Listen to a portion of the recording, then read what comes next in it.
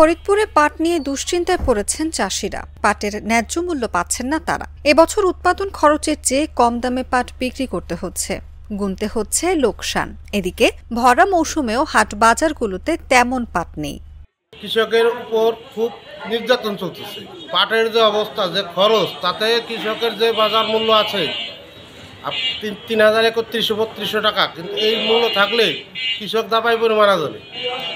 কমসে কম ৪ থেকে ৫ হাজার টাকা মূল্য হলে পাটের তাহলে কৃষক বাঁচতে পারত। যে খরচ, তাতে প্রতি বিঘা প্রতি যে টাকার পাট হয় তাতে আরও নিজের গাড়ির থেকে ৪-৫ হাজার টাকা লস হইতেছে।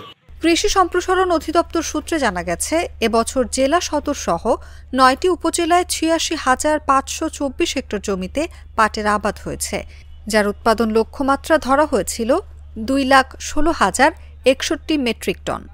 দাম এবছরে কৃষকের লস ৪ থেকে ৫ হাজার টাকা পাটের মূল্য হলে কৃষকের লাভ হইতো মোটামুটি ৩,৩২৫ পাটের লস হইতেছে। জানা গেছে, বিভিন্ন হাট বাজার ও পাটের আড়তগুলোতে ভালো মানের এক মণ পাট সর্বোচ্চ ২,৮০০ থেকে ৩,২০০ টাকায় বিক্রি হচ্ছে। এবছর প্রখর খরার কারণে পাট গাছ বড় ও মোটা হতে পারেনি। এতে পাটের আঁশ কম হওয়ায় ফলনও অনেক কম হয়েছে।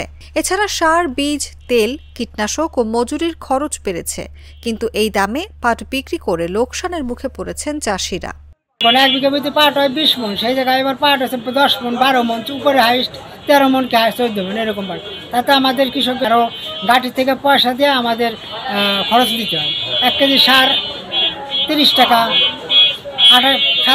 ২০ টাকা সার ২৮ টাকা, ৩০ টাকা, ৩৫ টাকা ওষুধ, যাবতীয় যে খরচ, তাতে কৃষক পাটের আগামীতে পাট আমরা বুনবই না। এরকম খরচ হলে আমাদের পাট খেতে আমাদের করা সম্ভব না। আমরা পতিত হব, নাহলে ধান বুনে তবে যাওয়া হবে। জেলার বিভিন্ন পাটের হাট বাজার ঘুরে দেখা যায় পাট বেচা কেনায় মন্দা ভাব, অথচ এই মৌসুমের সময় পাট বাজার থাকতো রমরমা। পাট বিক্রি করতে কেউ ভ্যানে করে, আবার কেউ মাথায় করে বাজারে এনেছেন, তবে তাদের সংখ্যা কম। এই অঞ্চলে পাটের গুণগত মান ভালো হওয়ার পরও ন্যায্য মূল্য না পাওয়ায় হতাশ চাষিরা।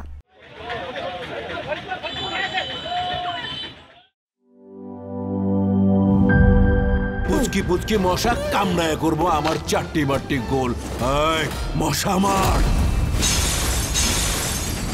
অক্টাগার্ড মশার কয়েল জম এর ডাবল অ্যাকশন ফর্মুলা ২ মিনিটে মশা দূর করে আপনাকে দেয় ১২ ঘন্টার সুরক্ষা। পড়ছে জম, মশার খেল খতম।